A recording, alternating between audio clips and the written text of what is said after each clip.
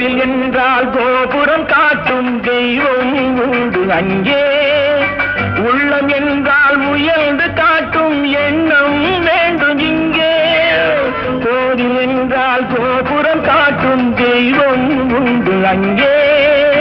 உள்ளம் என்றால் உயர்ந்து காட்டும் எண்ணம் வேண்டும் இங்கே.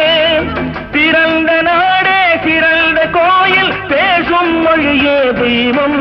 இதை மறந்திடாமல் வாழ்ந்து வந்தால் கோபுரமாகும் கொள்கை. நான் உங்கள் வீட்டு பிள்ளை, இது ஊரறிந்த உண்மை. நான் செல்லுகின்ற பாதை பேரறிஞர் காட்டு